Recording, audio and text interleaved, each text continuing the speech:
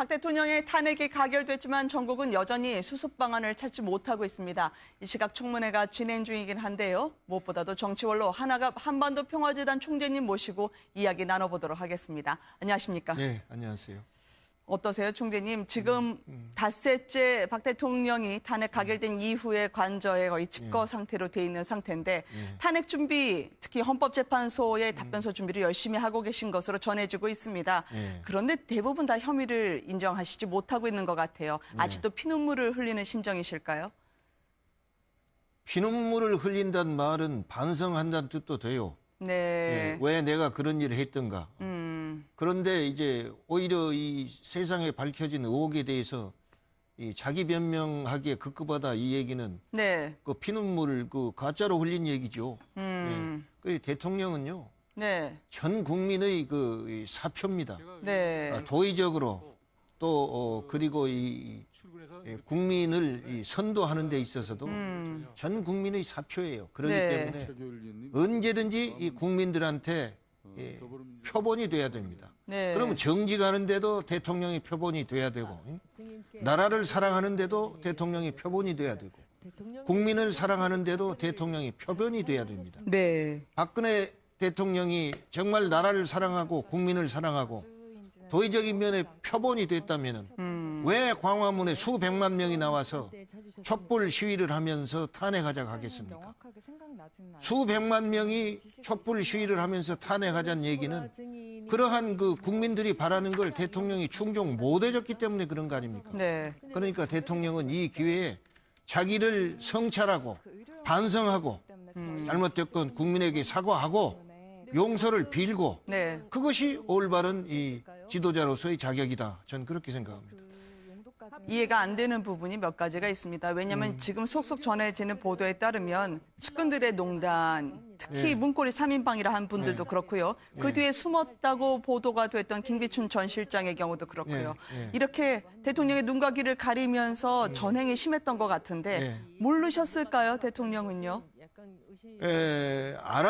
알고서 그렇게 했다면은 자기 이 책임과 의무를 완전히 저버린 것이 되고 네.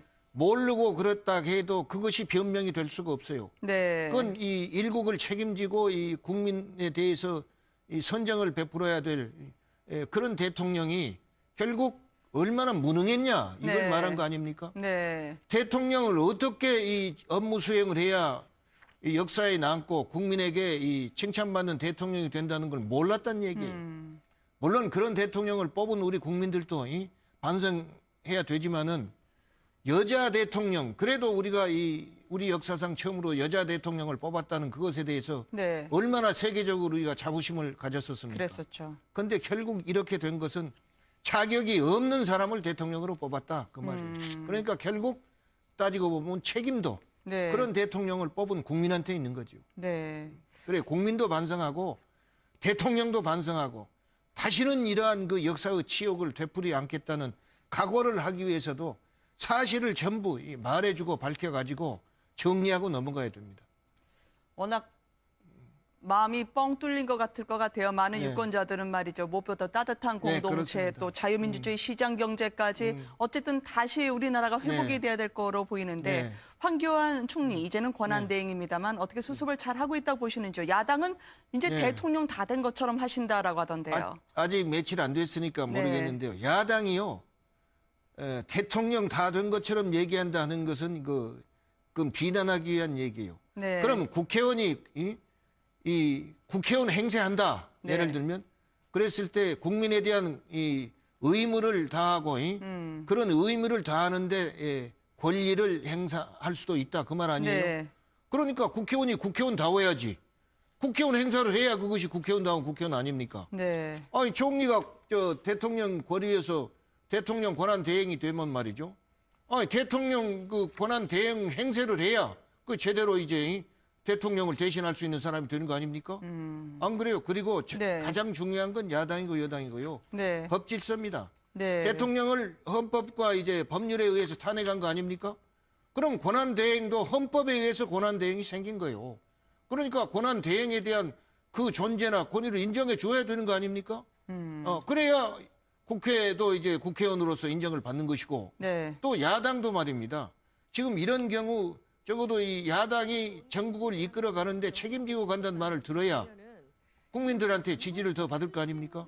그러려면 이 야당이 어떻게 해야 되느냐? 네. 우리 구미에 맞게 뭐 이 누구 고만둬라 말이야. 우리 말 듣고 뭐 국회에 나와서 질의 답변해, 질의 응답해라 말이야. 네. 이런 걸 주장할 것이 아니라 이 황대행이 말입니다. 네. 헌법과 법률에 의해서 그 권한에 충실하냐 안 하냐 이걸 따져야 돼요. 무엇보다 요즘은요. 이 시국에 집권당이 과연 존재를 하나라고 국민들은 묻고 싶어 할 것 같습니다. 친박은 지금 비박과 함께 이제 돌아오지 못할 강을 건너고 있다는 느낌까지 국민들에게 주고 있거든요. 나오는 얘기들이 뭐 서로 나가라, 봉건군주, 노예 근성까지 나오는데 이거 국정을 리드하면서 빨리 헤쳐나가야 할 분들이 오히려 국정을 방해하고 회방한다는 느낌까지 주고 있더라고요. 그렇죠. 그리고 이 사람들은요.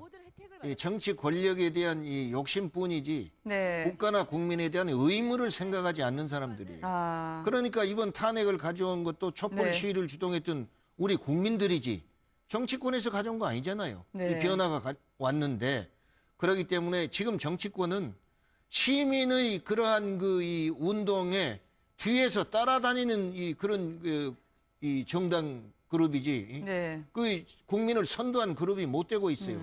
그러니까 앞으로도 지금 이런 상황이 와서 우리가 이렇게 이루었단 말이에요. 네. 이러고 나온다면 또 우리 이 시민들이 가만 안 있을 거예요. 그리고 이걸 아셔야 돼요. 우리 이 시민들이나 이 가장도 그래요. 네. 가장이 주도적으로 가정을 이끌어 갔을 때 가장의 권위가 서고 또 이 자식들이나 이 부인한테 말이요. 네. 영이 속된 말로 서는 것이지. 가장이 말입니다. 아이들 따라다니고 부인 따라다니고 그럼 명목 가장이지 그 가장이 영이 서겠어요? 네. 지금 우리 정치가 그런 꼴 아닙니까? 네. 정당이 여기서 우리가 이거 끌고 가겠다 이렇게 나오고 우리가 주역이니까 따라오라 이럴 자격이 없는 거요. 그러면 겸손이라도 보여줘야죠. 이게 박 대통령 사당이 아닌데 이 나라보다는 대통령에 대한 충성, 편향된 의리나 계파를 우선하는 게 아닌가. 예. 친박 의원분들은 지금 왜 그러실까요? 그건 이걸 알아야 됩니다. 시대가 얼마나 변했습니까? 네. 왕정이 아니고 민주정치입니다. 네. 예, 그럼 민주정치에서는 누가 국민들을 위해서 더 많이 봉사하느냐는 경쟁을 하는 거예요. 예, 그럼 국민한테 충성하는 것은 우리가 그걸 따져야지 왕한테 충성하는 시대가 아닌 거예요. 네. 안 그렇습니까? 예, 그렇기 때문에 지금 왕한테 충성을 가지고 나온 것은요. 네. 결국 국민하고 왕이 같이 갔을 때 충성이 보람이 있는 것이지. 왕하고 이 국민이 정반대 입장에 있는데 왕에게 충성하는 것은 국민을 저버리는 거예요. 그렇기 때문에 그건 정치인의 자세가 아니에요. 네. 혹시나 의원분들 중에는 3년 반이나 이제 총선이 남아 있기 때문에 네. 어쨌든 여론은 다시 돌아올 수 있다. 나라보다는 설마요. 다시 총선을 하게 될 때 이 자리에는 또 그때 평가는 달라질 거라 생각하는 분들이 있을까요? 물론이죠. 그리고 또 이렇게 그 여당이요, 이 권력 투쟁하는 것은 자기 생존을 위해서 그런 거예요. 네. 이건 국가를 위해서 그런 것이 아니에요. 자기 생존하는데 친박을 표방하는 것이 유리하다 생각하면 네. 친박을 표방할 것이고 네. 반박을 표방하는 것이 유리하다고 생각하면 반박을 표방하는 겁니다. 아, 생계형이라는 말씀이신가요? 그렇죠. 이것이 국민을 위해서 지금 친박 반박이 있는 거 아니지 않소. 그러니까 우리 국민들은 말입니다. 이런 정치를 좀 미안하지만 싹 쓸어버려야 돼요. 네. 국민의힘으로. 그런데 이 국회의원 임기가 3년 남았습니다. 네. 3년 남았지만은 앞으로 그걸 주셔야 돼요. 그리고 제가 이 여당 그 분들한테 말하고 싶어요. 네. 이제 여기서요. 누가 주도권 잡느냐 이걸 가지고 다투면은 네. 양쪽 다 손해봐요. 잘못하면 자멸해요. 네. 그러니까 여기서는 누가 먼저 반성하고 말입니다. 앞으로 잘하느냐 경쟁을 하고 나서야지. 그래야 앞으로 3년 동안에 국민들한테 좋은 인상을 받게 되면 정치적으로 살아남을 것이고 네. 좋은 인상 못 받으면 못 살아남는 거 아닙니까? 예, 살아남기 위해서도 정직한 자세로 국민을 대해야지 국민이 어떻게 생각하는가는 생각하지 않고 왕에게 충성하겠다고 나오는 것은 완전히 시대 역행적이고 자기 생존을 위해서도 보탬이 안 됩니다. 이 새누리당이 분당이나 갈라지기가 참 어렵다고 많은 분들이 보시는 게 웰빙 근성이 몸에 배신 분들이다라는 비아냥 섞인 이야기도 있습니다. 비박 의원분들도요. 과연 풍찬노숙하실 수 있을까라고 하는 의구심을 가진 분들이 적지 않거든요. 그런데 야당 전에 했잖아요. 10년간. 네. 야당 경험이 있고 이걸 경험해 봐야 정치적으로 여야가 바꿔줘야 네. 결국 이 정치적으로 이 타협하고 협치하는데 보탬이 됩니다. 그런데 우리나라 정당은 말이죠. 여당 했을 때 주장하는 건 이 야당이 되면 다 잊어버려요. 예. 네. 또 야당 했을 때 주장한 건 여당이 되면 또 잊어버려. 그러니까 일관성이 없는 거예요. 네. 그 국민을 위한 정당이 아니라 또는 정책을 집행해서 국민한테 지지받는 경쟁을 하는 정당이 아니라 그때그때 유리할 때 말입니다. 자기 네. 권리 주장하는 이건 붕당적인 성격이에요. 참 여든 야든 오늘 같이 의견을 나누면서 국민들이 답답한 마음이 좀 해소되길 바라는데 안 되고 있을 것 같아서요. 야당이 좀 한동안 살만한가 싶었어요. 수권 정당의 여유가 보이는 듯하고요. 다시 난타전입니다. 이제 예. 반문연대도 나오고 예, 이재명 시장 현상은 어떻게 보시는지요, 총재님? 아니요, 그것은 이 우리나라에 비유하자면 저는 이 미국의 트럼프 현상 같은 그런 걸 그러세요? 느끼는데 네. 그런 현상이 나와야 네. 이 기존 정치 지도자들이 반성할 계기가 되고 말이죠. 네. 그런 현상이 나왔을 때 제대로 하면 국민이 박수를 보내줘야 돼요. 네. 예. 그렇게 했을 때 이 국민의 힘으로 변화를 가져올 수 있는 것입니다. 예. 네. 그러면 이재명 시장이 어떻게든 다음 대선 주자 반열에서 문재인 전 대표하고 비교적 예. 정말 현실적으로 진지하게 싸울 만한 사람이 될 거라고 보십니까? 저는 잘 몰라요. 네. 최근에 이제 부각이 되고 그랬는데 지금 문재인 그 전 대표에 대해서는 많은 국민들이 어느 정도 염증을 느끼고 있어요. 지지자들은 말입니다. 죽어도 네. 문재인 하지만. 네. 그런데 이제 이재명 시장이 나오니까 이제 관심을 갖게 된 것 같아요. 네. 저래 좀 다르나 하고 말이죠. 네. 그런데 제가 보면요, 이 전달하는 메시지가요, 이재명 시장 보니까 간단 명료하더라고요. 네. 그리고 핵심을 말이에요. 군더더기가 없어요. 네. 국민들은 그걸 원한 것 같아요. 네. 예. 그러지 결국 이 메시지가 길어버리면 처음에 한 말 듣다가 그 말이구나 하는데 다음 끝 보면 뭔 말하는지 몰라요. 네. 예, 핵심이 없어. 그래도 뭐 문재인 전 대표가 그래도 아직까지 여론 지지도 1위를 달리고 있기 때문에 염증도 있겠지만 그래도 나름대로 지원하는 분들도 꽤 있는 이유도 있을 것 같거든요. 그런데 일인데 그걸 네. 본인도 아실 거예요. 어제의 일이나 오늘의 일이나 그 비율은 똑같아. 네. 이것이 어제 1위 했을 때보다 오늘 1위가 비율이 늘어나야 돼. 그런 거 없잖아요. 이 지지율이 말이죠. 박수권이란 말씀이시군요. 딱 그 정도에 있어. 그러니까 네. 자기네들 식구끼리 말이요. 네. 하는 잔치로 전락할 가능성이 많다 이 말이에요. 참 워낙 이분하고 또 1, 2위를 다퉜던 분이 반기문 총장이었습니다.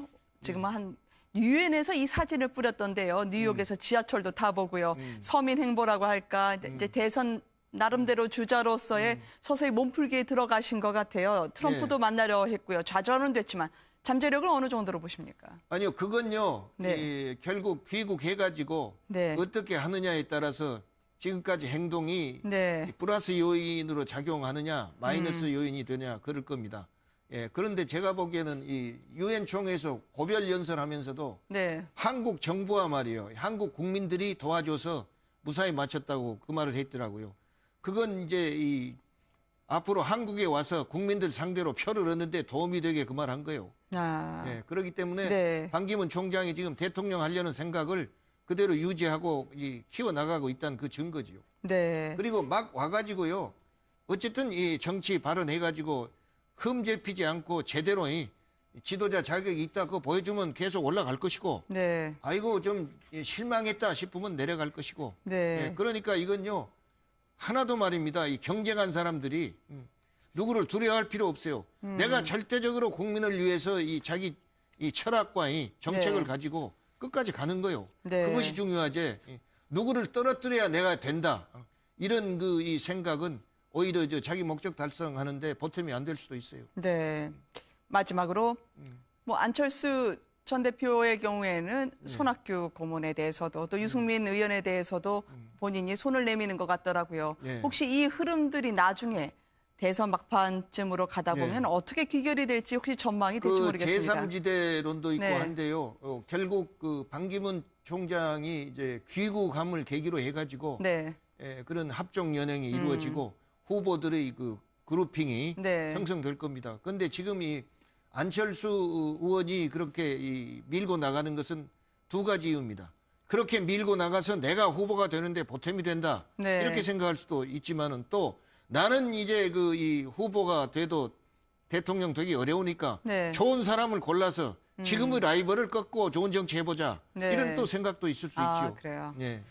무엇보다도 국민들에게는 어느 누구 하나가 좀 더 위로를 줬으면 좋겠는데 네. 이 진지한 대선 전국은 벌써 시작이 된 것 같아요, 총재님. 아, 그럼요. 예, 네. 됐고 이 여자 대통령이었지만은 특이한 게 있어요. 우리 정치사상. 네, 취임하자마자 다음 대통령 얘기 시작해가지고 지금까지 매일 안 나온 날이 없잖아요. 그렇죠. 그 대통령 권위가 말입니다.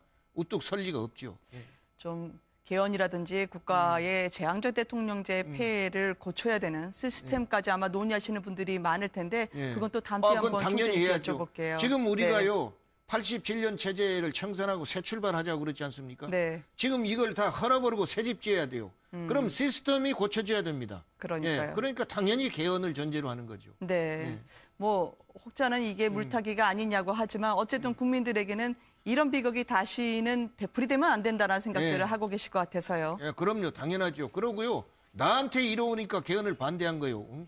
문재인 대표가 지금 1등 한다 하니까 요다음 대권은 내 거다 생각하니까 반대한 거예요. 권한 줄이기 싫은 거예요. 네. 그러나 지금 국민을 위해서 국가의 장래를 위해서 생각해야 오히려 더 지지가 올라가죠. 네. 문재인 전 대표도 뭐 논의는 한다고 했는데 시간 문제일 것 같은데요. 그건 또 헌재가 결정해 줄 것 같은 아이러니컬한 그리고 상황을 언제든지요. 맞습니다. 네. 지금 국회에서 개헌 추진 계속 하면요. 네. 한 달, 두 달 내에 다 끝나요. 아, 네. 알겠습니다. 오늘 귀한 말씀 감사합니다. 총재님 네. 고맙습니다. 이 얘기는 네. 그 피눈물을 그 가짜로 흘린 얘기죠. 음. 그 대통령은요.